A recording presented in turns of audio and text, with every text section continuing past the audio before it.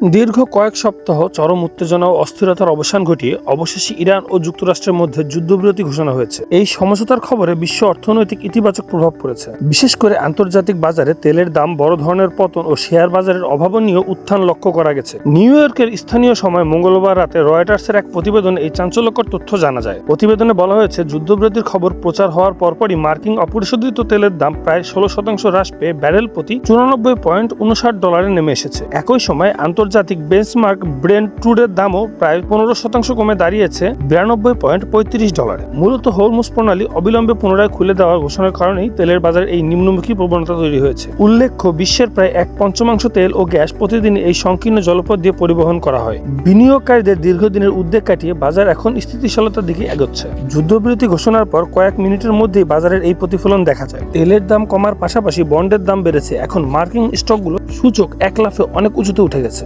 বাজার বিশ্লেষকরা মনে করেছেন, কয়েক সপ্তাহের চরম অস্থিরতার পর তেলের সরবরাহ আবার স্বাভাবিক হবে। বিনিয়োগকারীদের এমন দৃঢ় বিশ্বাসের কারণে শেয়ার বাজারে এই ইতিবাচক পরিবর্তন এসেছে। বিশেষ করে মার্কিন প্রেসিডেন্ট ডোনাল্ড ট্রাম্পের বেঁধে দেওয়া এই সময়সীমা শেষ হওয়ার ঠিক আগ মুহূর্তেই এই ঘোষণা আসার বিশ্বব্যাপী স্বস্তি ফিরেছে। এর আগে ইরানের তেল ক্ষেত্রে যুক্তরাষ্ট্রের হামলা এবং পাল্টা পদক্ষেপ হিসেবে তেহরান কর্তৃক হরমুজ প্রণালী বন্ধ করে দেওয়ার হুমকিতে তেলের বাজারে চরম অস্থিতিশীল হয়ে উঠেছিল। তবে বিশ্লেষকরা সতর্ক করে বলেছেন, বর্তমান দাম কমলেও এখনও গত ফেব্রুয়ারি শেষের দিকের তুলনায় বেশ উচ্চ স্থানে অবস্থান করছে।